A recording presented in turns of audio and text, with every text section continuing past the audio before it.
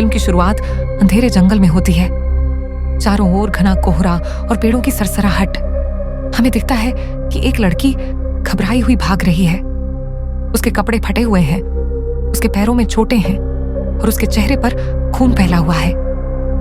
अचानक कुछ लोग उसे पकड़ लेते हैं और उसे एक गहरे अंधेरे तहखाने में ले जाते हैं। वहां मरे हुए जानवरों की लाशें लटकी हुई हैं और बीच में एक बूढ़ी औरत, डेमोनिक प्रीस्टेस, खड़ी होती है। लड़की घबराई हुई चिल्लाती है, प्लीज मुझे छोड़ दो, मैंने कुछ नहीं किया। लेकिन तभी उसका ही पिता सामने आता है, जिसकी आंखों में आंसू होते हैं। पिता रोते हुए कहता है, तुम मेरी बेटी नहीं हो, तुम शैतान हो। लड़की की आंखें अचानक सफेद हो जाती हैं और उसका चेहरा विकृत हो जाता है। वह अचानक भयानक आवाज में हंसने लगती है और कहती है, तुम सब मर जाओगे, उसकी वापसी हो चुकी है।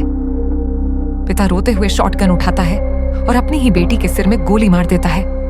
खून की बौछार दीवारों पर फैल जाती है। अब कहानी डेविड, मिया, एरिक, ओलिविया और नताली की एंट्री के साथ शुरू होती है। ये पांचों दोस्त एक सुनसान जंगल में स्थित पुरानी और डरावनी केबिन में आते हैं। ये जगह पहले डेविड और मिया के माता पिता की हुआ करती थी, लेकिन अब यह पूरी तरह बर्बाद हो चुकी है।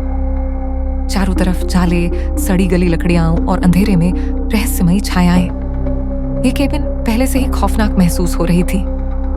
मिया, जो ड्रग्स छोड़ने की कोशिश कर रही थी, को महसूस होता है कि कोई अनदेखी ताकत उसे देख रही है, लेकिन बाकी दोस्त इसे सिर्फ उसका ड्रग्स छोड़ने का असर मानते हैं। अचानक एक अजीब बदबू पूरे केबिन में फैलने लगती है। सभी दोस्त तहखाने का दरवाजा खोलते हैं और नीचे जाते हैं। तहखाने में खून से सने जानवरों की लाशें लटकी हुई होती हैं। दीवारों पर अजीब अजीब शैतानी चिन्ह बने हुए होते हैं। वहां उन्हें एक अजीब काली किताब, नेक्रोनोमिकन बुक ऑफ द डेड, मिलती है, जिसके पन्ने इंसानी चमड़ी से बने हुए लगते हैं। एरिक किताब को पढ़ना शुरू करता है, खुंडा, एस्ट्राटा, मोंतोसे। जैसे ही वह मंत्र पढ़ता है, अचानक एक शैतानी आत्मा जंगल में जाग उठती है। कैमरा तेजी से जंगल में दौड़ता है, जैसे कोई अनदेखी शक्ति कुछ ढूंढ रही हो।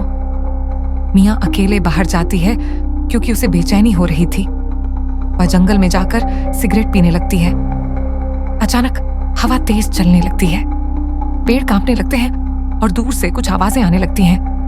मिया, वह चौंक कर पीछे देखती है, कोई नहीं था। मिया, भागो मत। अचानक झाड़ियों में कुछ हिलता है। मिया भागने लगती है, लेकिन अचानक पेड़ों की बेलें उसे पकड़ लेती हैं। काले धुएं जैसी आत्मा उसके सामने आकार लेती है। ये कोई और नहीं बल्कि उसकी खुद की डेडाइट आत्मा थी। अब तुम मेरी हो। वह आत्मा हंसती है और बेलें मिया को कसकर जकड़ लेती हैं। जंगल के बीचों बीच मिया की आत्मा पर पूरी तरह कब्जा हो जाता है। मिया केबिन में वापस आती है, लेकिन अब वह एकदम शांत और अजीब लग रही थी। वह अचानक अंधेरे में बैठ जाती है और बड़बड़ाने लगती है, तुम सब मर जाओगे, वह आ रहा है। फिर अचानक वह चिल्लाने लगती है और खून की उल्टी कर देती है। उसके शरीर में अचानक झटके लगते हैं और उसकी आंखें पूरी तरह सफेद हो जाती हैं। डेविड चिल्लाता है, मिया, तुम ठीक हो?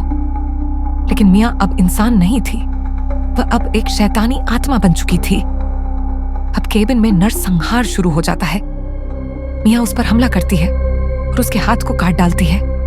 एक नेल गन से उसके पूरे शरीर में कीलें ठोंक दी जाती हैं। हर तरफ खून और मौत का तांडव मच चुका था। डेविड किसी तरह मिया को बचाने की कोशिश करता है, लेकिन तभी द अबॉमिनेशन, शैतान, जन्म लेता है। आसमान से खून की बारिश शुरू हो जाती है। मिया अब बचने की बजाय लड़ने के लिए तैयार थी। वह एक चेनसॉ उठाती है और शैतान पर हमला करती है। शैतान उसे घसीटकर जमीन पर पटक देता है, लेकिन मिया चेनसॉ से उसके सिर को बीच से काट देती है। खून की नदियां बहने लगती हैं और शैतान चीखते हुए जलकर राख में बदल जाता है। अब मिया अकेली बची थी, लेकिन कैमरा धीमे धीमे बुक ऑफ द डेड पर जाता है और फिल्म खत्म होती है। पर क्या बुराई वाकई खत्म हो गई? क्या आप सोचते हैं कि इविल डेड की कहानी यहां खत्म हो गई, या फिर कोई और शैतान अभी भी छिपा है?